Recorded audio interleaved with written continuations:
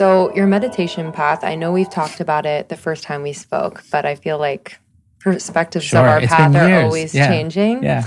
And our community is, whether they are regular meditators or they're curious about meditation, would love to know how you met meditation. Sure. And I was talking to Sarah before this, and she was saying you guys did a 45-day recently. Yeah. I would love to talk about that, but would love to talk about just how you met meditation. Sure, yeah. So it was interesting. Meditation kind of came to us. It was the summer of 2012 for me when I did my first course.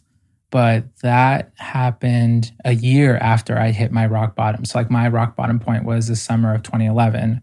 And that's when, one night I just did like way too many different drugs, felt like I was dying, literally felt like I was having a heart attack. I spoke to a doctor later and she was like, yeah, it sounds like you had a mild heart attack. Wow. So could have lost my life that night. But that night I realized that what had gotten me to that point was that I had been lying to myself. I had been lying to myself about how like rough I was feeling inside, how much anxiety I was feeling, how much sadness. And I would try to run away from that by just like filling myself with pleasure by going to parties, by drinking, by doing different drugs, by constantly stimulating myself in some manner or another. But when I realized that what had gotten me to that point was lying to myself, I was like, maybe if I tell myself the truth, I can pull myself out of this mess. Yeah. So I spent like a whole year just really practicing, I guess like my own version of radical honesty, where I'm just like really just being super truthful with what's happening inside of me to myself, not necessarily to other people, but just like that first step, just like what is happening. And instead of immediately like trying to smoke or trying to trying to just distract myself in some manner, I would just sit there. I wasn't even meditating. I would just sit there and just feel what I was feeling. And it had a lot of results. But in some ways, it feels like a year later that kind of, in some way got me ready to do that first silent 10-day meditation course, because it took that sense of presence to like a whole nother level, because you're just, it's totally silent. You're there for 10 days. You are not communicating with anyone else. You don't have your cell phone. You're not like emailing with you're totally disconnected from the outside world. And it's just you and yourself and your emotional history. So yeah, it was incredibly, incredibly difficult. But to this day, it still is like my primary and really my only tool. Like that's the only thing that I use for my personal growth. And it has just provided tremendous results for me personally. Wow. Can you describe the power and the practice of the 10-day silent meditation? So the 10-day course, when you go in, the first 3 days, you practice what's called Anapana.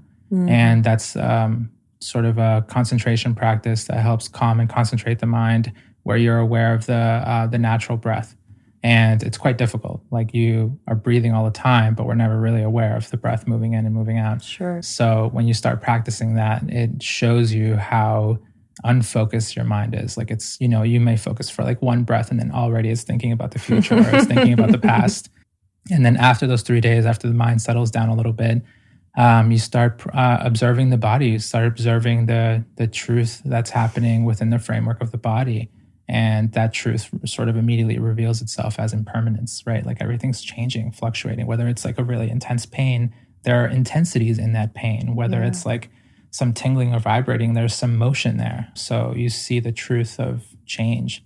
And that truth of change is what allows a lot of that unbinding of that old conditioning in the mind and sort of creates that that feeling of liberation. Yeah, the sitting with your emotional history is when you say it, I'm kind of like, whoa, what would come up? Yeah. What did it feel like, I suppose, sensationally? Like, did it feel like waves, or was it, how did you are you supposed to process it in the moment? Yeah, it's interesting.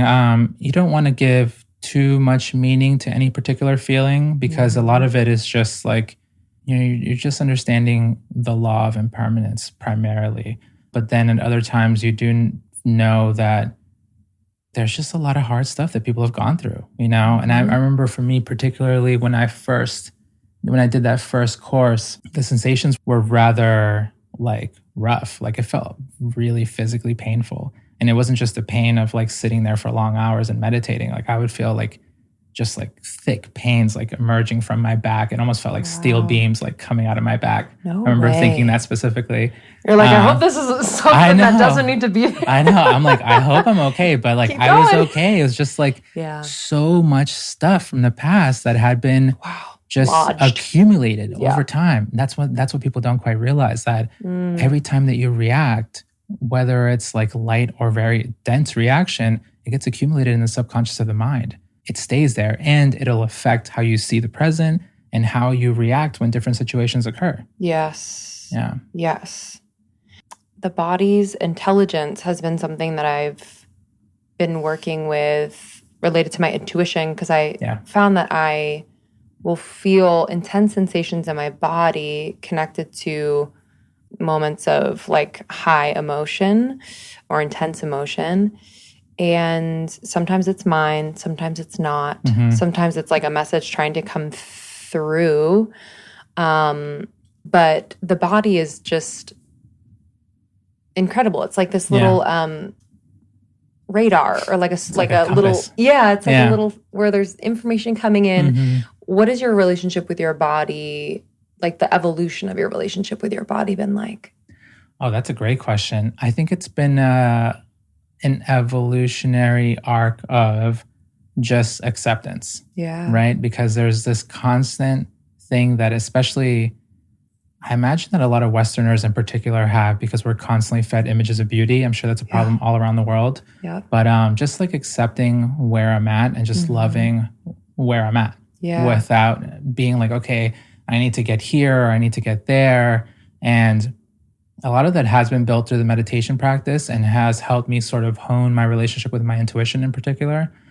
Because for me, intuition just works really different for different people. Like, a few things that I've learned is that, two things in particular. One, your intuition, if you're really going to follow it, it will ask you to step outside of your comfort zone. Like, it's meant for you to grow. And the second part is that it won't ask you to do anything that will hurt you. Like, it may ask you to do things that are, challenge you. It may like scare you a little bit. If it's like, you need to move to this new city, or you need to like leave this job for this other one, or things like that feel daunting. But it's not going to ask you to do anything that will hurt you. But to me, it feels like a very sort of like continuous calm signal that is very different from the cravings of the mind. Because the mind's like, I want ice cream. Like, I want to watch more of this TV show, or but it's, you can tell that these are sort of the sounds that reactions make, as opposed to the body just like continuously delivering this one particular message. Like, I remember the moment when Sarah and I decided that we were kind of like we used to live in Boston before we lived in New York City for 7 years. But I just kept feeling, I was like, now's the time. Like, it's time to go to New York City. I thought it was the time before, but it wasn't quite yet. But this moment in particular felt different. And when I checked in with her, she felt like, it's time to do something really different. And when we listened to what was coming in through us, we felt like we went to New York, and New York almost received us with open arms. We quickly found a room in our friend's, the apartment that he had. And then we were able to find our own apartment like a month later. Sarah found a job really quickly that she loved. And then I got sort of like the next step of that, which was like, that it's time to write, but now you actually need to start writing.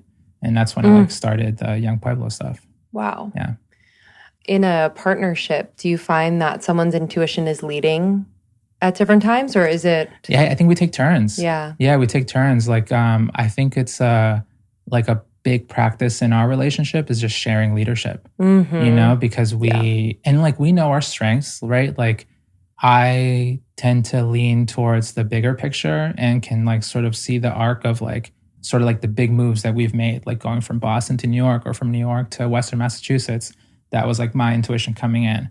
But Sarah is more so like, she can deal with like what's happening right now in a way where she's like, we need to get like these things done. And like, these are the things I'm going to do. These are the things you're going to do. And I'm like, okay, boss, got it.